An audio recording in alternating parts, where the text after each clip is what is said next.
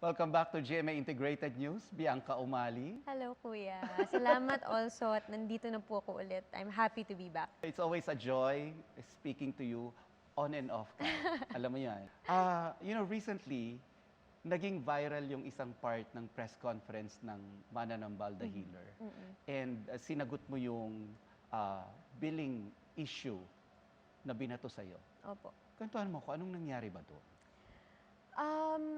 Actually, Kuya, that was a unexpected situation to be in.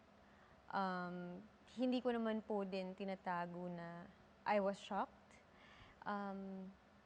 It became an emotional moment for me at some point. But then, in my heart and in my mind, I knew that the best way to handle it was to be the most professional person in the room and to have my kind heart and calm mind in front of everything. I think the bottom line of the message that I want to convey during that moment was just to say that to be working with our superstar and with our national artist is already an honor. And that is everything I need. Everything else that comes from it, the billing, even the award that I won, is already a bonus. Miss Nora is a masterclass. It was a blessing for me to have worked with her. Na-starstruck po ako sa inyo. Sabi ko, na-starstruck po ako sa inyo. Idol po namin kayo ng lola ko.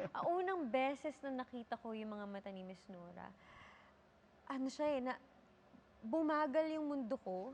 Nung unang, yun kasi kay Miss Nora, sa mga hindi pa po nakikita si Miss Nora in real life, no? When you see her, yung mga mata niya yung una mong mapapansin kasi bilog at kumikinang. May sariling kinang na kahit na wala pa siyang ginagawa, mararamdaman mo na siya eh. And yun yung strength niya as an actor as well. And it's magical. I couldn't even explain in detail yung totoong feeling because you have to see her and you experience it for yourself kung gaano ka magical yung mga mata niya. And that's my favorite part of, I think, seeing Miss Nora physically.